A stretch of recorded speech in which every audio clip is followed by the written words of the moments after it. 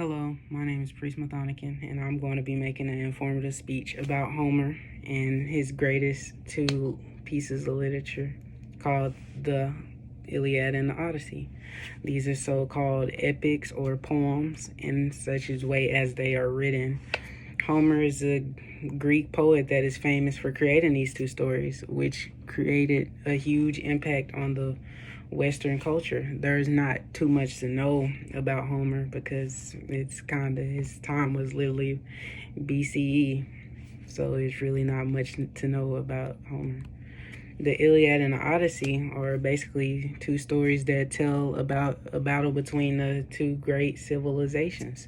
Generally, the poems are about the Trojan War. When it comes to the Iliad, the story is generally about war, honor, and aggression, which has the violence that contributes to the entertainment towards the story.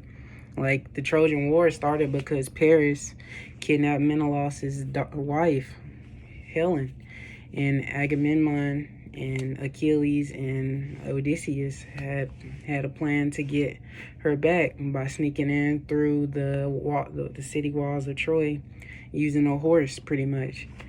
But mainly Odysseus comes up with this type of plan to make a wooden horse to infiltrate them. Like they hide themselves inside the horse basically, and when it becomes nighttime, they get out of the horse and pretty much kill all the people that are drunk and stuff through the celebration of the gift that these people had gave them, which was basically like a trap pretty much pinned against them. When it comes to the Iliad setting, it's basically taking place at the Trojan War, pretty much like places like Troy, Sparta, and Mycenae. When it comes to the characters that generally flow through the Iliad, it's literally like Paris, King Priam, Athena, Hera, Aphrodite, Helen, Menelaus, Agamemnon, Achilles, and even Odysseus. When it comes to the Odyssey, which is generally the second story that happens after the Iliad, is generally the aftermath of the Trojan War, which means that the Odyssey has covered more important things that weren't covered in the Iliad, generally like Odysseus' way back home and stuff and problems that he went through while the Iliad was going on. But it's more covered in the Odyssey. Basically, on his way home, he had more problems to deal with, like the sirens and the locust eaters in Ceres, who was with a witch that could turn men into pigs and stuff like that, and Polyphemus, which is a cyclops, or generally the son of Poseidon.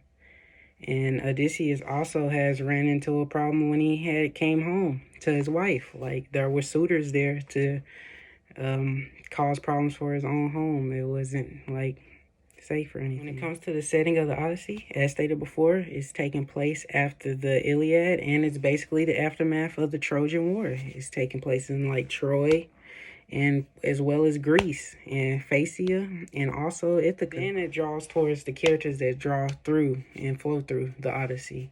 That tends to come to Odysseus, Penelope, Calypso, Circe, Polyphemus, Zeus, Agamemnon, Clytemnestra, Aegisthus, and Orestes, his son of Agamemnon. When it comes to both of these epics made by Homer, the most that I've learned from it is to fight for what I love for, pretty much. They fought for their civilization on both sides and the soldiers that they have lost, and they have fought for their marriage and relationship, pretty much.